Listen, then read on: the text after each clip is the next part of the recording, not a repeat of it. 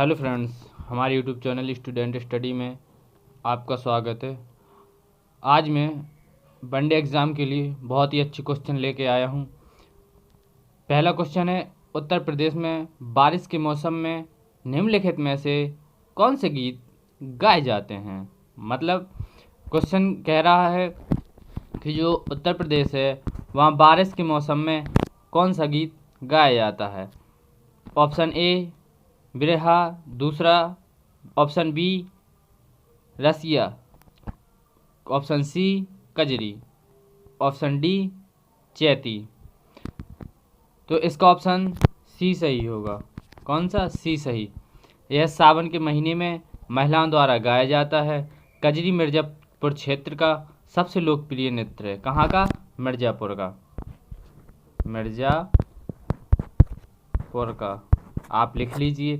जो कजरी गीत है वो मिर्ज़ापुर क्षेत्र का लोकप्रिय गीत है। अब देखते हैं next question, question number 2। Question number 2 कह रहा है, राष्ट्रमंडल मानवाधिकार पहल CHRI का मुख्यालय कहाँ स्थित है। इसका मुख्यालय कहाँ स्थित है? तो इसका मुख्यालय नई दिल्ली में है। कहाँ पे? नई दिल्ली में।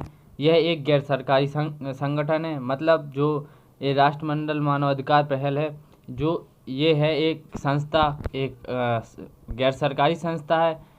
इसकी स्थापना 1987 में। कब हुई थी इसकी स्थापना? 1987 में। किनके द्वारा इसकी स्थापना की गई थी? राष्ट्रमंडल द्वारा। किनके द्वारा? राष्ट्रमंडल द्वारा इसकी स्थापना की गई थी। अब चलते हैं नेक्स्ट क्वेश्चन की ओर। Question number 3। निम्नलिखित में से कौन सा देश भारत राज्य उत्तर प्रदेश के साथ सीमा साझा करता है। मतलब क्वेश्चन कह रहा है कि जो उत्तर प्रदेश की सीमा है वो किस देश के साथ लग रही है। आप ये भारतीय राज्य उत्तर प्रदेश, क्वेश्चन थोड़ा ज़्यादा बता रहा, लेकिन आप सीधा समझिए कि क्वेश्चन कह रहा है कि उत्तर प्रदेश किस देश के साथ सीमा साझा करता है। तो उत्तर प्रदेश की जो सीमा है वो चीन के साथ नहीं लगती, भूटान के साथ भी नहीं लगती, बांग्लादेश के साथ नहीं लगती। तो इसका ऑप्शन डी सही होगा। किसके साथ लगती? नेपाल के साथ। Question number 4। सर्वप्रथम किस देश ने महिलाओं को मतदान देने का अधिकार दिया गया। मतलब जो है महिलाओं को मतदान देने का अधिकार सबसे पहले कहाँ मिला? तो ये होगा न्यूजीलैंड। न्यूजीलैंड सन 1893 में। कब? 1893 में भारतीय मतलब महिलाओं को मतदान देने का प्रावधान लाया गया। कहाँ? कब? 1893 में। कहाँ? न्यूजीलैंड में। सबसे पहले न्यूजीलैंड ही था वह देश जिसने महिलाओं को क्या दिया? मतदान देने का अधिकार दिया। Question number 5। जो भारतीय संविधान का भाग 4 है वह किसका विवरण प्रस्तुत करता है। मतलब जो भारत का संविधान है उसमें भाग 4 में किस चीज़ का विवरण दिया गया है।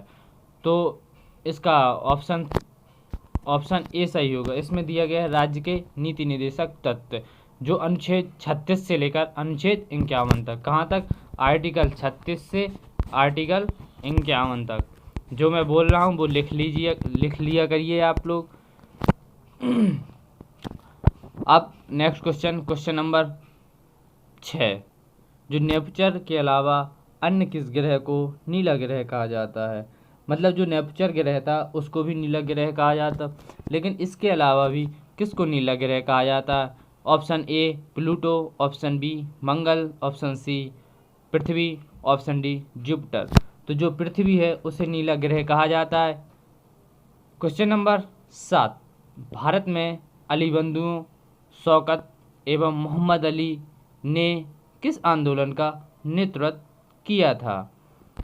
ऑप्शन ए खिलाफत आंदोलन, ऑप्शन बी बहिष्कार आंदोलन, ऑप्शन सी दिल्ली चलो आंदोलन, ऑप्शन डी भारत छोड़ो आंदोलन। तो उन्होंने खिलाफत आंदोलन का नेतृत्व किया था 1919 से 1922 तक। कब? 1919 से 1922 जो 1922 तक भारत में मुख्यतः मुसलमानों द्वारा चलाया गया राजनीतिक धार्मिक आंदोलन था। क्या मतलब मुसलमानों द्वारा चलाया गया एक आंदोलन था जो 1919 से लेकर 1922 तक चला। अब इसका देखते हैं नेक्स्ट क्वेश्चन नंबर 8। पाल राजवंश के सर्वप्रथम राजा कौन थे? जो पाल राजवंश था या पाल वंश था उसके सर्वप्रथम मतलब पहले राजा कौन थे? तो इनके जो राजा थे वो थे कौन? ऑप्शन ए गोपाल, जो 750 से 770 तक। जो पाल वंश था वो के जो पहले संस्थापक थे, या मतलब संस्थापक नहीं, जो राजा थे वो कौन थे? गोपाल थे, जो 750 से 770, सॉरी मैं बार बार 1750 कह रहा, वो थोड़ी अब आप देख लीजिए 750 से 770। ये क्वेश्चन नंबर 9 प्रकाश वर्ष। जो प्रकाश वर्ष किसका मापन करता है, मतलब प्रकाश वर्ष में किसको मापा जाता है? तो ये होता है दूरी का मापन। किसका? दूरी का मापन। गति का नहीं होता, ना ऊर्जा का होता, ना भार का होता। तो प्रकाश वर्ष जो इकाई है वो किस चीज़ को मापने की इकाई है? तो कह सकते हैं ऑप्शन बी सही, दूरी का। क्वेश्चन नंबर 10 मानव की आँख का रंग आँख के किस भाग में स्थित रंग द्रव्य पर निर्भर करता है? जो मानव नेत्र में कॉर्निया के पीछे अपारदर्शी झिल्ली एवं पर्दे को आइरिस कहते हैं। जो मतलब मानव की आँखें हैं, जो मानव की आँख होती, जो कॉर्निया भाग होता, उसके पीछे एक झिल्ली होती, उसे क्या कहते? आइरिस कहते। और आइरिस के ही कारण मानव की आँख का रंग होता, मतलब जैसे किसी की आपने आँख देखी होगी काली होती, किसी की नीली होती, तो इसी रंग द्रव्य के कारण मानव की आँख का रंग होता है। अब नेक्स्ट क्वेश्चन 11 मौर्य राजवंश के अंतिम शासक कौन थे? मतलब ये कह रहे हैं जो मौर्य वंश था उसके अंतिम शासक कौन थे? तो इसके जो ऑप्शन ए है Ashok, option B Bindusar, option C Brihadratha और पुष्यमित्र। और इसका ऑप्शन सी सही होगा। कौन? ऑप्शन सी सही। जो इनके सेनापति थे पुष्यमित्र के द्वारा 184 ईसा पूर्व में इनकी हत्या कर दी गई थी। क्वेश्चन नंबर 12 हिंदू स्वराज्य नामक पुस्तक के लेखक कौन है? हिंदू स्वराज्य जो पुस्तक है वो किसने लिखी थी? वही हिंद स्वराज की जो पुस्तक है वो किसने लिखी थी? इसका ऑप्शन ए मोहनदास करमचंद गांधी यानी Mahatma Gandhi, option B Gopal Krishna Gokhale, option C Bal Gangadhar तिलक, ऑप्शन डी मौलाना आज़ाद। तो इसका ऑप्शन कौन सही होगा? ए महात्मा गांधी या मोहनदास करमचंद गांधी। काली मिट्टी को और किस नाम से जाना जाता है? जो काली मिट्टी है उसे किस नाम से जाना जाता है? Option A regur, option B bangar, option C humus और ऑप्शन डी क्रिस्टलीय। तो इसकी जो क्रिस्टली है वो होगी नहीं, ह्यूमस होगी नहीं, बांगर होगी नहीं, तो इसकी जो ऑप्शन ए सही रेंगुर मिट्टी होती है जो ये कपास के लिए बहुत उपयोगी होती। जो रेंगुर मिट्टी का निर्माण होता है जो वो बेसाल्ट एवं लावा के अपक्षय एवं अपर्दन से होता है।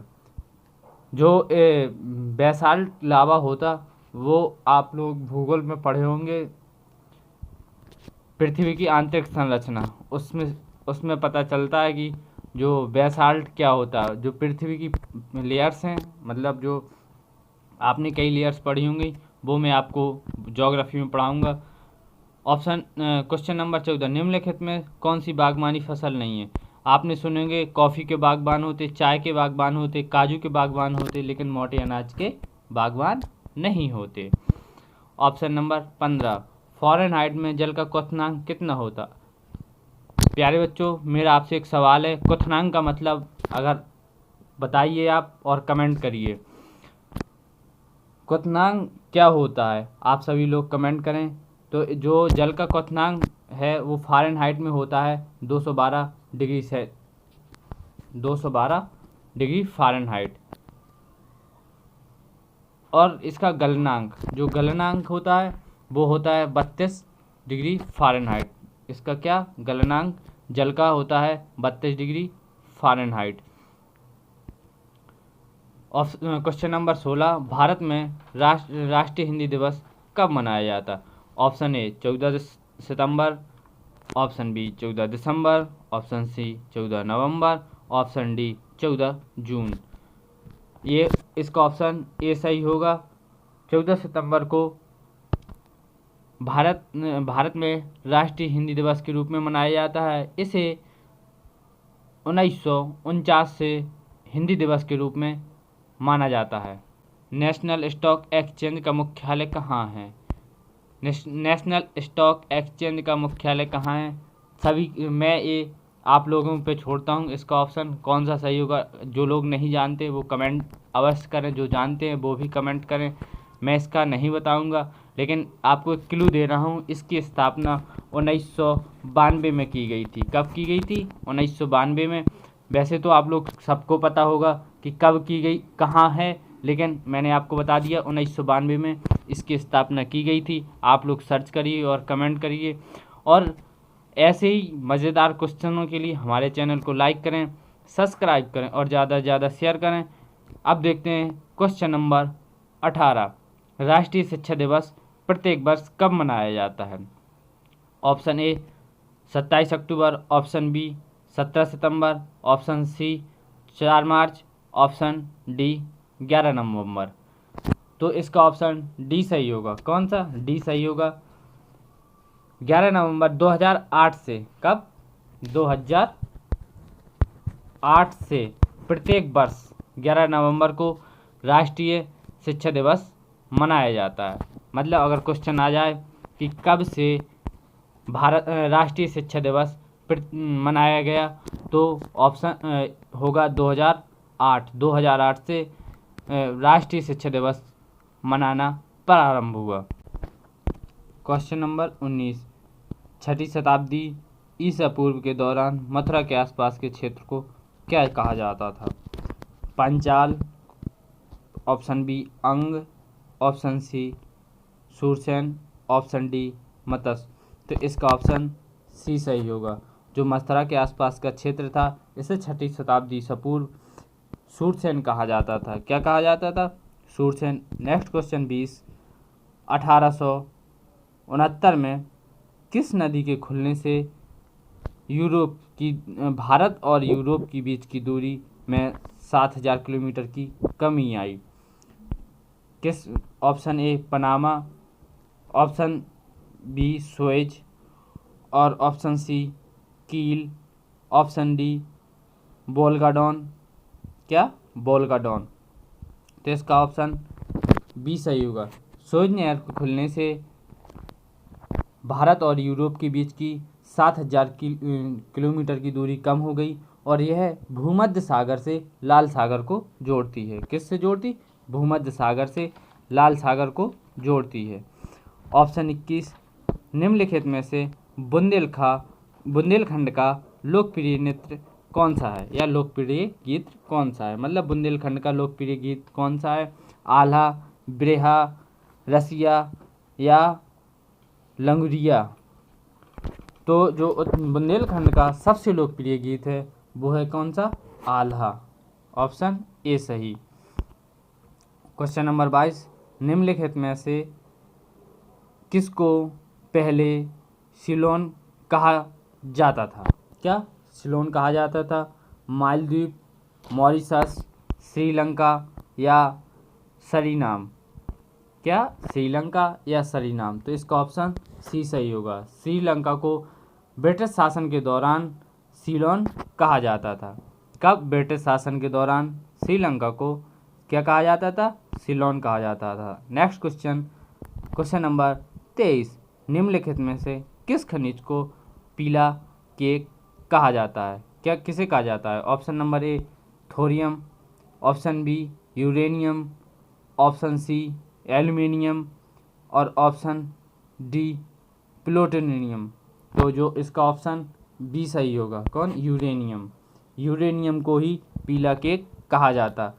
भारत का अनुच्छेद 66 किससे संबंधित है?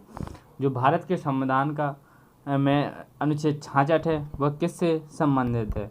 संसद का संविधान, उपराष्ट्रपति का चुनाव, अटॉर्नी जनरल, जो भारत के अटॉर्नी जनरल होते उनके बारे में, यह ऑप्शन डी इनमें से कोई नहीं। ये भी मैं आपको छोड़ता हूँ। अगर आपने हमारे वीडियो सारे देखे होंगे तो आर्टिकल 66 के बारे में आपको बहुत अच्छी से पता होगा।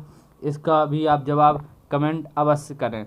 आपको जवाब में कमेंट में लिखना है क्वेश्चन नंबर 24 और ऑप्शन, मतलब 24 कोष्टक में लिख दीजिएगा कौन सा ऑप्शन सही होगा। मैंने आपको 2 क्वेश्चन बता दिए हैं, आपको कमेंट अवश्य करने हैं। वैसे इसका बताऊं तो इसका होगा ऑप्शन बी, उपराष्ट्रपति का चुनाव। जिन्होंने हमारी पिछला वीडियो नहीं देखा तो वो अवश्य देख लें उपराष्ट्रपति के बारे में, उसमें सारी जानकारी दी गई है। क्वेश्चन नंबर 25, ये होगा आपका आखिरी क्वेश्चन। म्यांमार की मुद्रा निम्नलिखित में से कौन सी है? इसका भी जवाब आप कमेंट करके बताइए। थैंक यू, धन्यवाद। क्या करना है? इसको कमेंट करना है। सभी बच्चों को कमेंट करके बताइए। थैंक यू, धन्यवाद। और ऐसे ही मज़ेदार क्वेश्चंस, मज़ेदार वीडियोस, ऑनलाइन क्लासेस आपको हमारे चैनल पे हर चीज़ प्रोवाइड होगी। और ये जो क्वेश्चन थे ये मेरे साथ लेके आए थे हमारे एन के सर, और मैं एन के सर का धन्यवाद करता हूँ। थैंक यू, धन्यवाद। बाय।